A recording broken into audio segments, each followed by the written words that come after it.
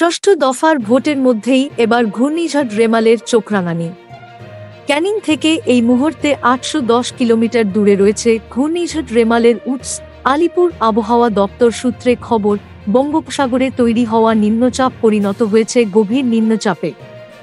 আগামীকাল সেটি অতি গভীর নিম্নচাপে পরিণত হবে। কলকাতায় এখনও ইঙ্গিত নেই হাওয়া বদলের, তবে শুক্রবার থেকেই বৃষ্টি হতে পারে বঙ্গের উপকূলবর্তী অঞ্চলে। বিশেষভাবে সতর্ক করা হয়েছে মৎস্যজীবীদের। আবহাওয়াবিদদের অনুমান, রবিবার সকালে এই অতি গভীর নিম্নচাপ ঘূর্ণিঝড় রেমালে পরিণত হয়ে মধ্যরাতে আছড়ে পড়বে বাংলাদেশ উপকূলে। রেমালের প্রভাবে কলকাতা, ২ পরগনা, পূর্ব মেদিনীপুর সহ দক্ষিণবঙ্গের জেলায় জেলায় প্রবল ঝড় বৃষ্টির আশঙ্কা রয়েছে। তবে তার প্রভাব অমফান বা ফণীর মতো হবে কিনা সে বিষয়ে স্পষ্ট ধারণা পাওয়া যাচ্ছে না। আজ কলকাতা ও সংলগ্ন এলাকায় কোথাও কোথাও বজ্রবিদ্যুৎ সহ বৃষ্টিপাতের সম্ভাবনা রয়েছে।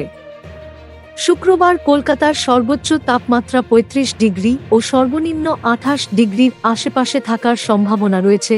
রবিবার হুগলি, নদিয়া এবং ঝাড়গ্রামে ঝড় ও ভারী বৃষ্টির জন্য কমলা সতর্কতা জারি করেছে আবহাওয়া দপ্তর।